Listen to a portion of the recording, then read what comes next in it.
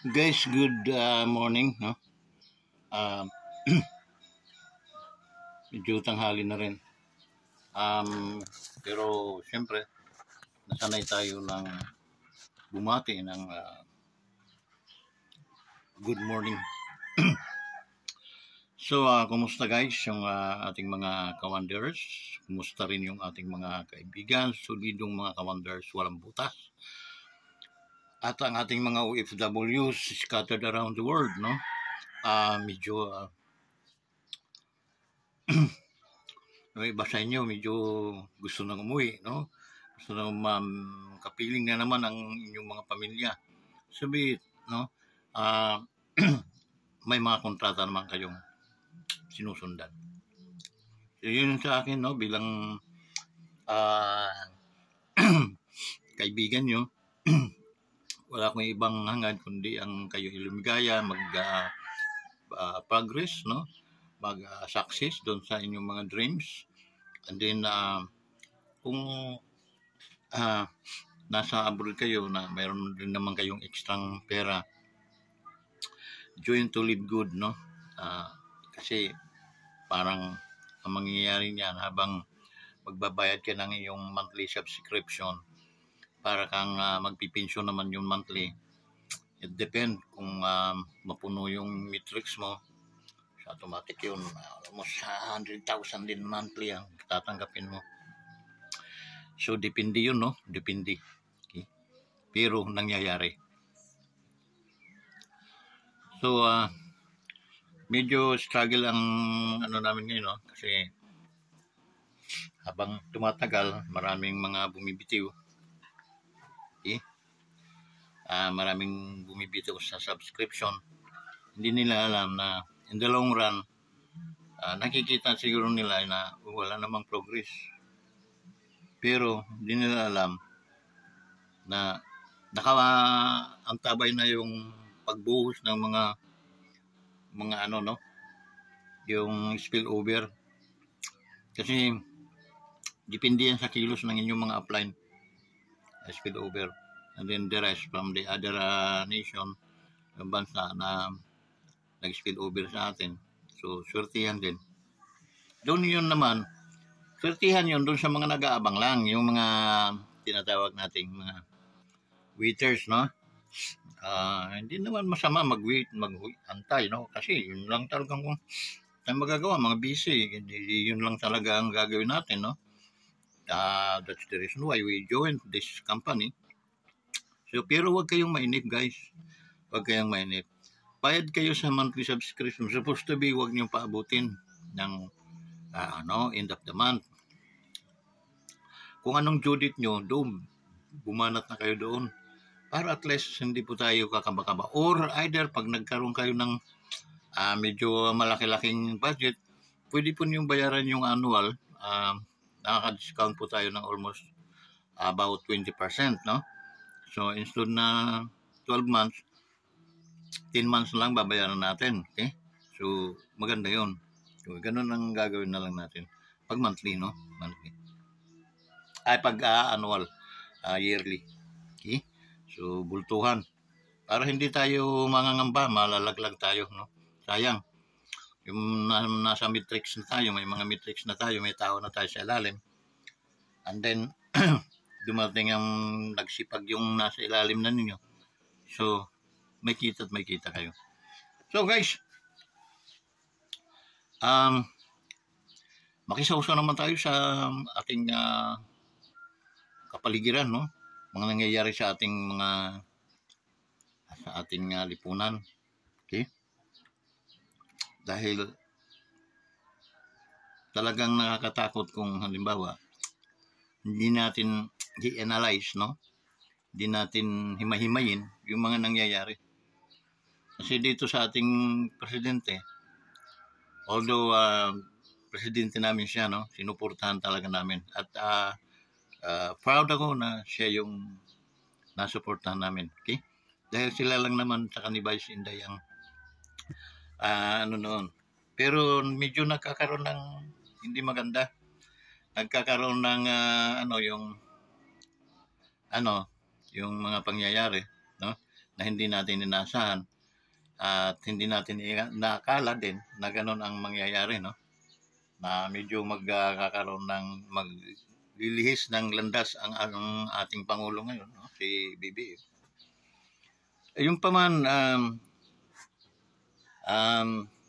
pangatanda natin, mga mamamayang Pilipino, no?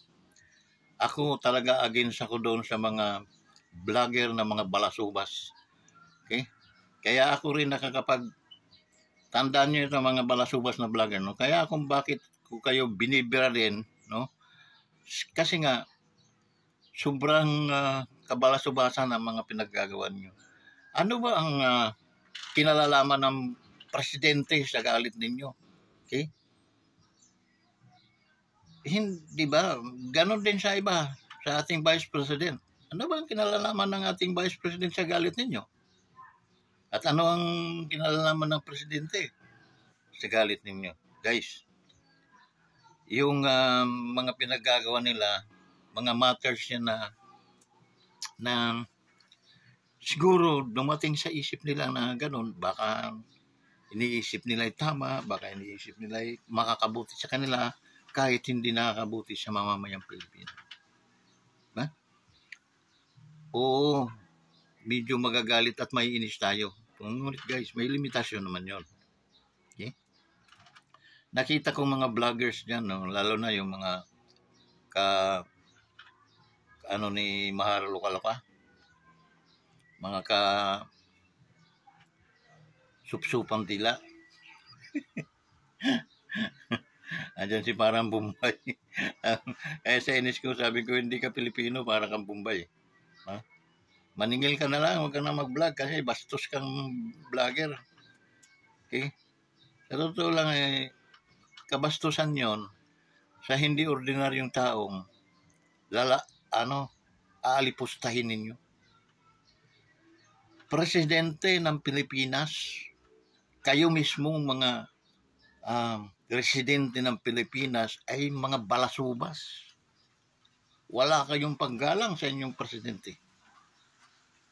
Kung nagkakamalit, nakakasala ang inyong presidente, hindi niyo dapat daanin sa kabalasubasan, kabangigan ng inyong mga bunganga. Okay? Dahil pinapayagan tayong magdadakdak, magsalita, pero ang presidente ay kakargadahan ninyo ng droga, mga ganon, pulburon. Hindi natin ang maghusga ng ganon. Let them, narcotic, yung mga naka-in-charge sa ganon. Sila lang yung maghusga. Tayong mga Pilipino, ganun ba? Sayang, binuto pa naman namin. Sayang, pinagkatiwalaan pa naman namin. Ayan lang, masakit na ng salita yun. Pero yung iba, grabe. Lalo na yung parang Bombay nga, walang tulog isang linggo. Parang tingnan mong itsura, parang walang ligo, no? Ayan yan. Ako. Ayaw kong na lang, kayo na ang mga netizen ang okay? Bastos. Okay? Parang walang, alam nyo,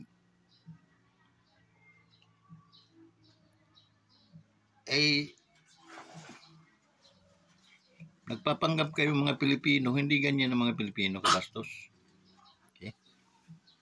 Respetado ang mga Pilipino, magalang. Tinuturo kasi sa school. Bukod noon, tinuturo ng mga magulang. That's why nagkanda bali-bali ang mga sanga-sanga ng bayabas nung araw to, para lang kami ang henerasyon namin ay turuan ng disiplina ng magulang.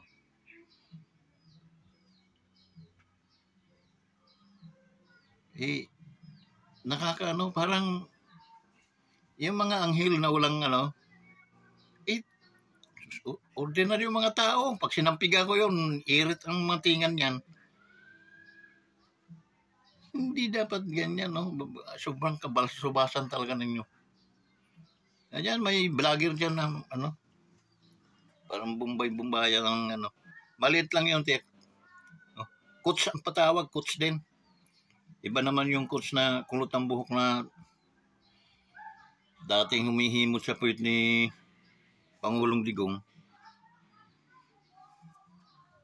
Ngayon, tinablan na si Digong. Tulad din yung taga Bicol. Nagbibinta ng pagwapo. Mabuti. No, nabintahan mo ako. Naungas ka. Bago ka naging hudas. Dating mga apostolis ni Digong ngayon mga hudas na, naghudas.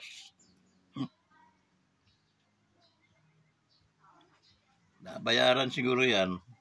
Pero si Judas nabayaran man si Judas, pero nagbigti.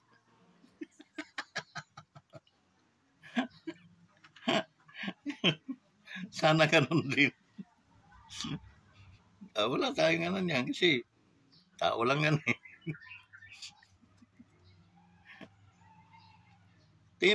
Tingnan nyo kami nila Sir Badong Aratlis. Okay? Wala namang tinatanggap si Sir Badong sa pagtatanggol niya, no, sa mga Duterte. Wala kaming tinatanggap. Pero malinaw yung mensahe namin. Meron kaming paggalang. Lalo na sana doon sa hinalal na hari ng ating bansa. Hindi naman yung nagpresidente-presidentihan lang. Yan ay hinalal yan ng almost 31 million na Pilipino. Tapos hindi nyo magustuhan yung kilos ng asawa ni First Lady. Ganyan na kayo. Dapat nga kami magre-react, no? Kasi unang-una, kami yung makikipagkamatayan kay Pangulong Digong. Hindi kami ng mga tao na tulad ng mga pinagagawa. Kasi ang aking analyze nitong mga animal na to, ito yung mga pakawala ng dilawan. Nagkukunwari lang itong nila Pangulong Duterte na Vice Inday. Kasi once na manira ka ng tao, yung wala kang galang sa presidente, sige, anuhin mo yung presidente, parang salaulain mo. Kang magbitaw ng kagalang-galang namang salita para sa presidente. Hindi niya nakita, kalibil ko ba ito? Oo nga, tao nga rin yung presidente namin. Kalibil ko ba? Hindi nahiya itong vlogger na to, no? Mga vlogger na to. Na kay Marlo Caloca. Si Marlo Caloca, dating humihimod dyan sa puwit ni BBM. Kumbaga, dating BBM supporter. Okay? Kunwari. Nagdugas ng tutong. Nakita. Napunta sa banyo ng mga underwear. Napagalitan. Naku, ganun lang ang galit eh. Nagtampo na. Tampo na. Kasi gustong siya yung maging mayordoma sa sa palasyo. Gusto kong maging mayordoma ko. Siyempre mayroon ng mayordoma at saka yung mayordoma talagang pinagkakatiwalaan. Nagtampo ito si Marlo Caloca, no?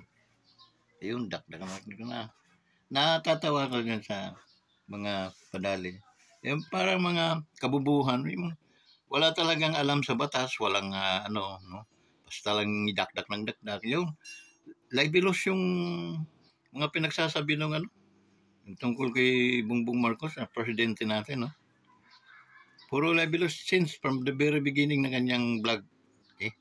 Walang preno siya. Okay? Ang akala niya, ano siya, yung Robocop. Kahit si Robocop, binabatukan namin yun eh. Ikaw pa. Huwag ganon, boy. No? Huwag ganon. Kung may mga anak ka, turuan mo ng magandang pangugali ang mga anak mo. Paano ka magtuturo kung ganyan kang kabalasubas na at ang iyong tinitira pa, hari pa ng Pilipinas? Di ka ba naman bangog din? Para kang si Mahar Luka-Luka. Buti pa, boy, kung ikaw ay kabitin mo na lang yung si Mahar Luka-Luka. Okay? Pero bagay kayo, boy. Okay? Bagay kayo. Payag naman sa yun. Kung ayaw, hasain mo. Wala namang magagawa yun. Punta ka ng Amerika. Hindi naman pupunta Pinas yan. Bitin pati warik dito yan pag yun ay pumunta. Ikaw ang pupunta sa Amerika. Kung puro bahaw na nga lang ang kinakain mo, kaya ka tumitira ng panis na pandesal dahil nga kaya nagkapanis-panis na rin yung utak mo eh. Okay? Hindi ganun, boy. Matuto kang gumalang, rumispeto. Okay? Wala ka bang magulang? O pamilya na lang.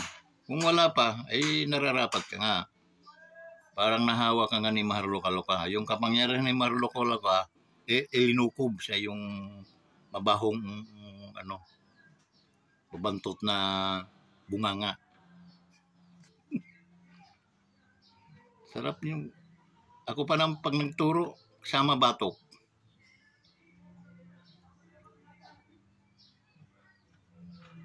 Hindi po din ako sang-ayon doon sa mga nangyayari sa ating presidente. Ngunit wala nga tayong magagawa dahil ihinalal natin yan sa loob ng 6 na taon. So pagdating ng umpisa hanggang 6 na taon, ganyan gagawin na lang natin. Taktakan, puro puro libelous yung mga pinagsasabi ninyo. Tawa ng tawa ka pa na nagsasalita yung agent. Wala namang ID yung agent.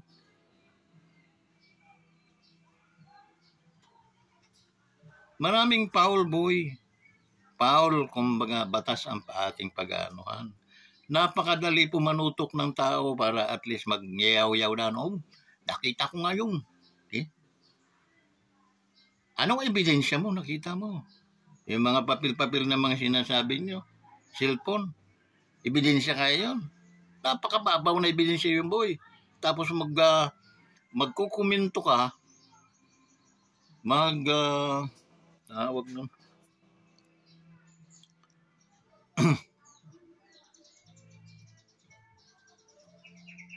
Tapos magsasalita ka, libelous pa, boy.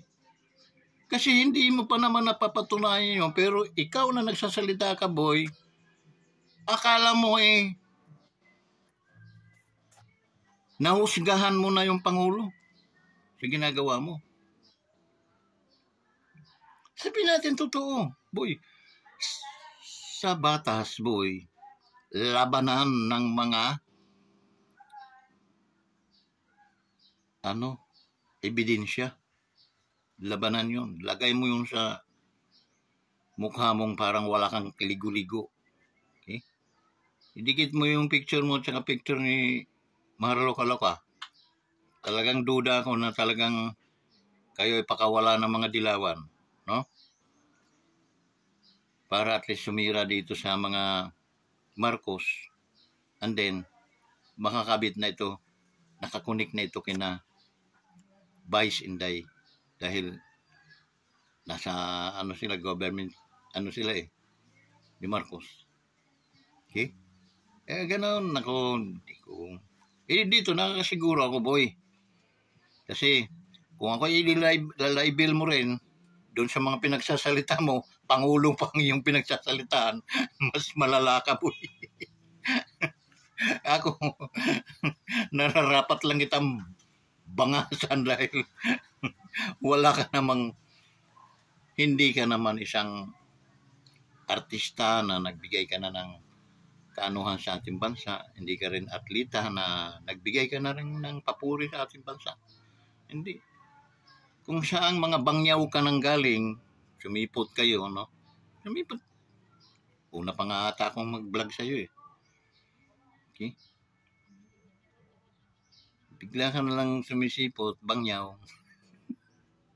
Tapos ang tinitira mo pa, Pangulo, ang bigat mo rin, no? Tawa siya. Abalus! Asan ka na, Abalus? Tingnan mo yun, mga padali mo. Ni sa sekretary ng ay wala kang galang. Bakit? Bakit mo tatawagin ng ganon? Bakit ka ng ganyan? Yung parang asta ng ganon. Bakit? Paliwanag ka na, Balus. Paliwanag ka na. Can afford ka. Totoo ang nararapat sa iyo yung paglapat ng palad ko sa mukha mo. Hindi ako against, no, doon sa nyo na kayo ay kontrabando ng ating gobyerno. Kalaban kayo ng gobyerno. Ang ina-against ko lang, yung wala kayong respeto. Wala kayo talagang itinirang paggalang sa presidente. Na in fact mali. Okay? Ano man ang sama ng presidente at sabi natin, ibinuto natin sila. 6 na taon lang yan, boy. 6 na saka tayo mag-usap ulit, mahal na Pangulo. Binigay namin ang best namin sa iyo, mahal na Pangulo. Sinuportahan ka namin, no? Proud kami na ikaw yung aming sinuportahan. Ngunit binigo mo kami.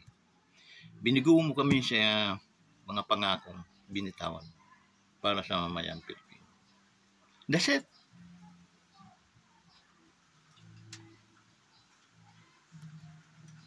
Kasi tayo kahit papamano nakapasok ng paaralan, boy. Tinuturo yung good manners and right sapak. Buisit talaga, kumukulo ang dugo ko sa mga balasubas na mga diyan kay Marloka-Loka. Instead maawa ako, no, yung masuportahan na nga ito si Marloka-Loka. Pero bakit ko susuportahan yung animal na yan na hindi ko naman yan nagugusto yung mga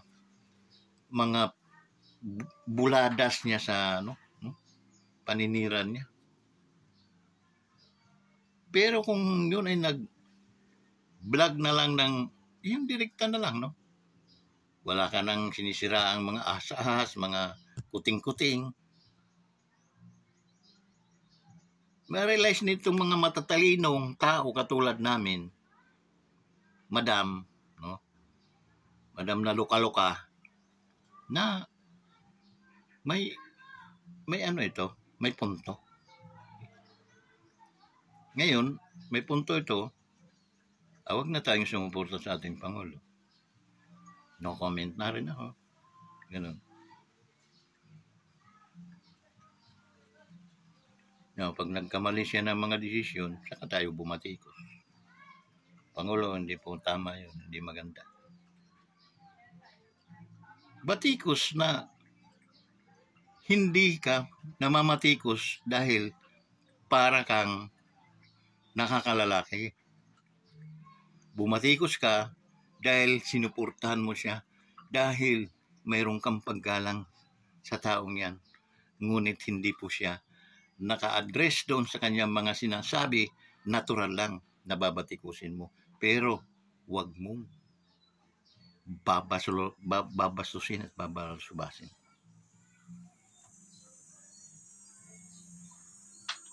Hindi nyo maintindihan eh. Hindi nyo maintindihan. Kahit yung mga general natin, tinan mo, kumakalma rin sila. Nag-ano na nga sila. Asan na yung picture? Asan na yung video? Bakit hindi nyo pinapakita? Okay? Tumatagal na tumatagal. They are willing to fight the truth. Okay? maano na, nakapag-umpisa na silang ano ng reforma. Pero asan yung mga pinagsasabi yung mga ebidensya? Sa tagal na. Wala. Hindi ko rin kinakalaban yung dating Pangulo. Dahil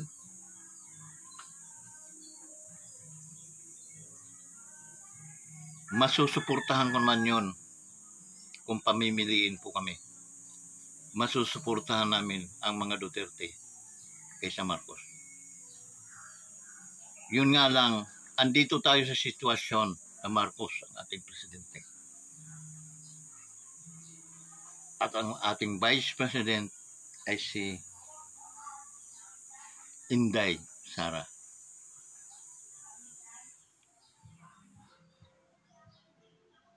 Natural, advisor ni Vice yung dating Pangulo. Si Pangulong Digong. Wala tayo doon. Alam nyo kung gaano kalaki ang naigrado ko sa panunungkulan ni Pangulo? 88%. While Marcos Sr., 90%.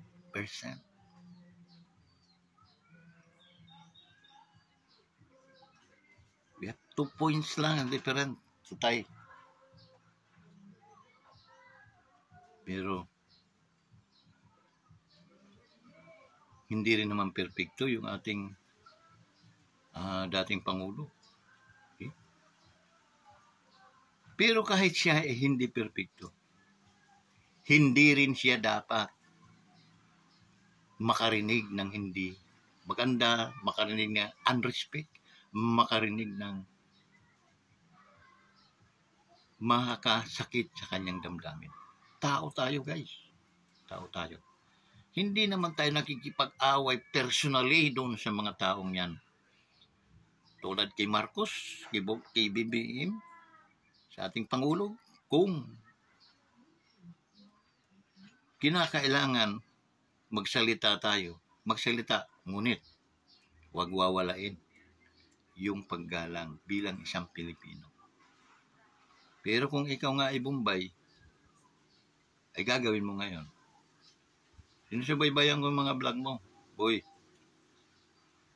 actually, palo ako niyan. Kasi nga, ang akala ko sa inyo, mga disiplinado kayong mga vlogger. Hindi. Mga balasubas kayong vlogger. Mga pakawala kayo ng dilawan. Kaya wag kayong tawag na manatili kayong gayon. Hindi, guys. Pag hindi niyo binago ang inyong estilo, makukulong kayo. Mapriso good mo.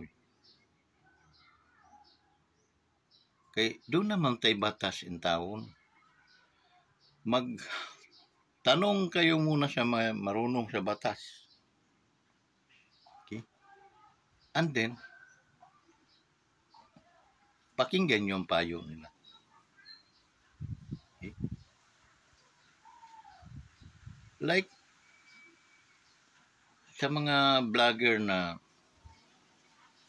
galit kayo kay Marcos. In what way? Dahil ganon, nasaktan ba kayo? Di ba hindi? Pero ang mga pinagsasabi nyo, it can cause masakit sa damdamin doon sa taong ginaganyan ninyo. Guys, we are all Filipino. Sana, doon sa mga vlogger na mga balasubas, matuto kayong gumalang. Dahil kung magpapamilya kayo o may pamilya na kayo, makakaturo kayo doon sa inyong mga anak. Bakit? Dahil ginagawa ninyo. So hanggang dito na lang, sana malinaw sa ating shoutout sa ating Pangulo, no?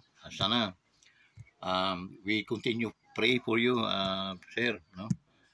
BBM, to na magkaroon ng miracle, no, to change your mind, changing all things that yung mga pangyayari ngayon na medyo napaka ano daw, no, na yung parang um, wala pang batas na martial law, pero you are parang ganun na ang sistema, no?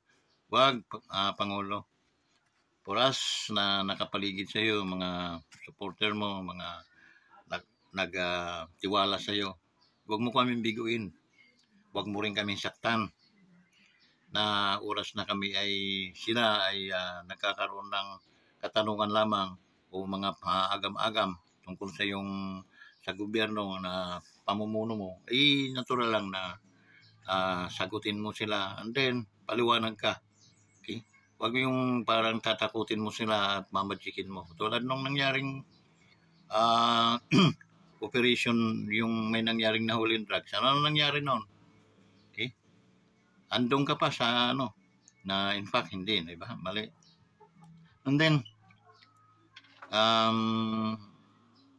ang nasa isip ng tao, magic lang. Okay? Mali droga, padadaanin mo sa tapos walang kasama.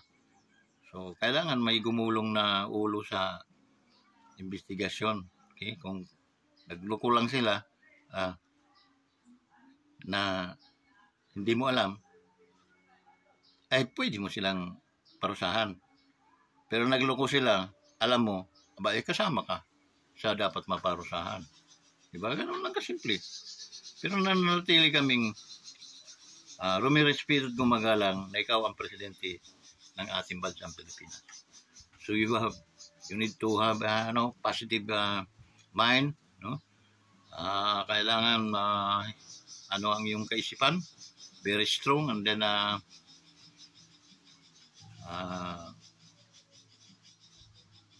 stand like your father is, kung ano man ang ama mo, because he is a very brilliant person. Sana maging brilliant ka rin. Pero sa totoo lang, even makakuha ka ng 50% doon sa grado ng father mo, napakalayo, Pangulo. So meron ka pa namang mga 3 to 4 years. Keep it up. Keep up the good work. Okay?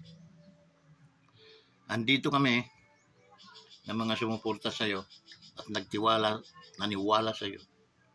Kahit wala kaming kinikita, wala kaming napakinabangan na sintabo sa aming suporta sa iyo.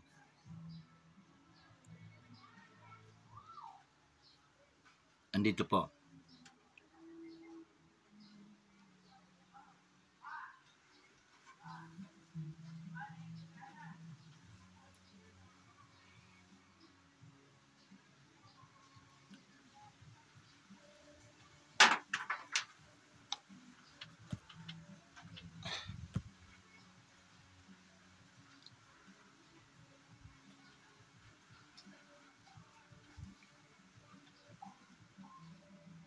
Hangad namin magandang pangangatawan mo, and then magampanan mo ang tamang posisyon para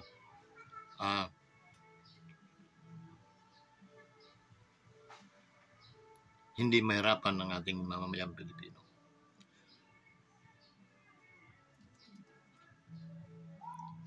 We always pray for you, our beloved President. And then, sa mga kabinete na nagtitik advantage lang, sana kayong unang tamaan ng kidlat. Okay? Dahil kayo sumisira sa magagandang advokahin ng ating presidente. Sa ating Vice President, continue ka lang, Madam Inday, Sara. Then, there is always a perfect time. Okay? 6 years lang naman to. Sana ay wag magmadali. Huwag maniwala doon sa mga kung ano namang mga paninira ng bawat isa. Yun lang. Guys, maraming salamat. Nakikiusap ako sa mga supporter natin, no? Sa mga believer, mga supporter, both side, no? Sa ating pamahalaan. Galang natin, respeto natin, and then at the same time, yung ating mga mayang Pilipino.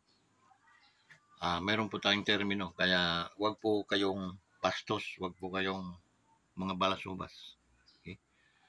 Kung meron kayong hawak ng mga ebidensya, go. We support you. Sa mga hindi pa nag-subscribe, please support our YouTube channel. Subscribe para ma-monetize tayo. Okay? Maraming salamat sa inyong lahat. Wanderers Motovlog TV. Mahal kayo. Bye-bye.